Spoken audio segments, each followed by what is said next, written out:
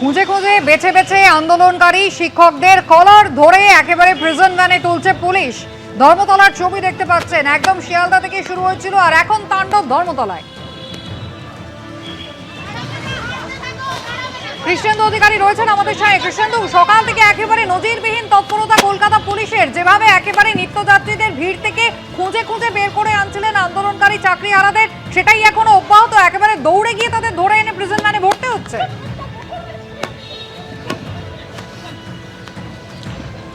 একদমই তাই, মানে অপরাধী ধরার ক্ষেত্রে পুলিশের এই তৎপরতা আমরা চোখে দেখিনি। ধর্মতলার মোড়ে যে ছবিটা আমরা এতক্ষণ শিয়ালদা স্টেশন চত্বরে দেখছিলাম, ধর্মতলার মোড়ে বিভিন্ন জায়গায় কার্যত খড় থেকে ছুঁচ খুঁজে বের করার মতো সাদা পোশাকের পুলিশ কোথায় কোথায় শিক্ষক আছে খুঁজে বেড়াচ্ছেন।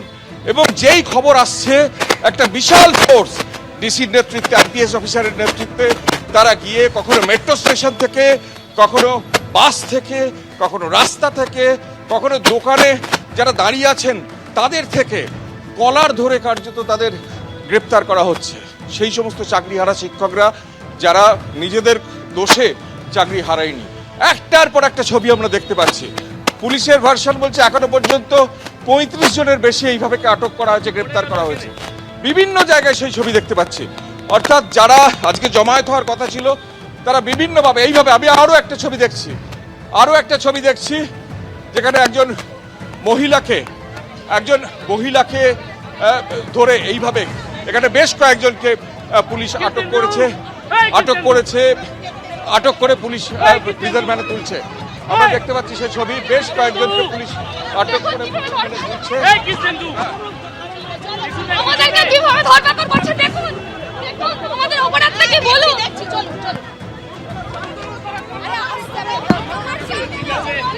দেখুন, আমাদের আজকের এই আন্দোলনটাকে কোনোভাবেই পালন করতে দিচ্ছে না, জোর করে তুলে নিচ্ছে।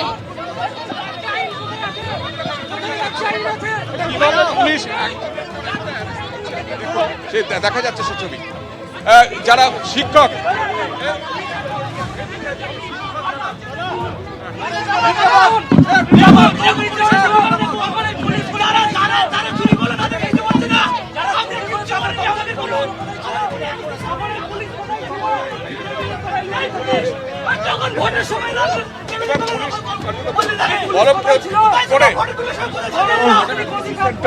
ইন্দিরা মুখোপাধ্যায় আছেন, আমরা সেই ছবি দেখতে পাচ্ছি।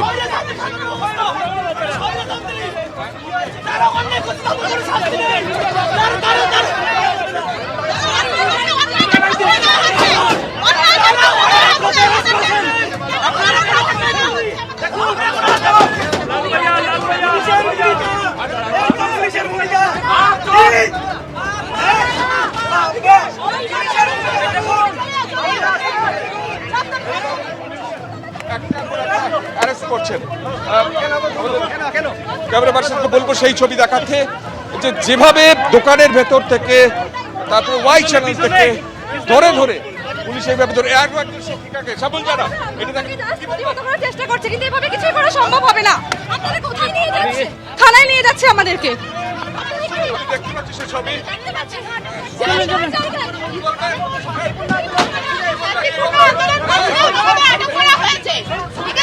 কোথায় এটা স্বৈরতান্ত্রিক শাসন ব্যবস্থা চলছে?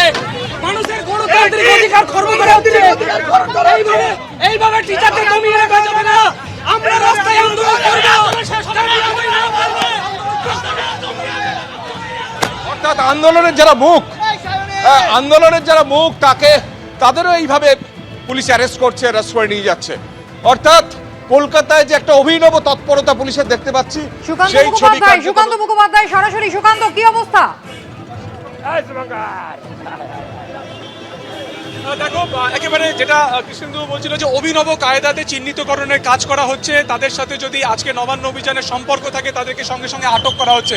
আমরা দেখতে পাচ্ছি কখনো স্টাইল বাজার, কখনো মেট্রো টানেলের ভেতরে ঢুকে, কখনো বা মেট্রো প্ল্যাটফর্মে গিয়ে, বা কখনো একেবারে যখনই বাস থেকে নামছেন তাদেরকে ধরে চিহ্নিত করে এক এক করে তাদেরকে আটক করা হচ্ছে।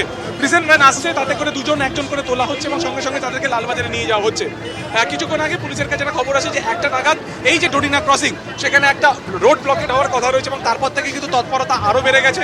4টে যে মেট্রোর গেট রয়েছে যেটা তোমাকে বলছিলাম সেখানে ইতিমধ্যে পুলিশ মোতায়েন করে রাখা হয়েছে। ডিসিএসএসডি নিজে রয়েছেন ঘটনাস্থলে। এছাড়া আশপাশে যে সমস্ত জায়গা রয়েছে সেটা বাস স্ট্যান্ড হতে পারে কিংবা ধর্মতলাতে যে সমস্ত বাসগুলো আসছে সেখান থেকে যারা নামছেন তাদের আইডি কার্ড চেক করা হচ্ছে এবং একে একে তাদেরকে কিন্তু আটক বা গ্রেফতার করে লালবাজার নিয়ে যাওয়া হচ্ছে। অর্থাৎ প্রত্যেকটা যে জায়গা রয়েছে যেটাতে করে ধর্মতলাতে রিচ করা যায় বা এখান থেকে নবান্ন যাওয়া যায় প্রত্যেকটা রাস্তাকে কিন্তু ব্লক করে দেওয়া হচ্ছে বা প্রত্যেকটা রাস্তাকে একেবারে সিকিউর করে রাখা হচ্ছে যাতে কোনোভাবে এই যে আন্দোলন সেটা যাতে বড় আকার না ধারণ করে বা সব থেকে বড় যেটা লক্ষ্য এই মুহূর্তে পুলিশের রয়েছে সমবেত হয়ে তারা যাতে না থাকতে পারে এই বিষয়টাকে কিন্তু সুনিশ্চিত করা হচ্ছে।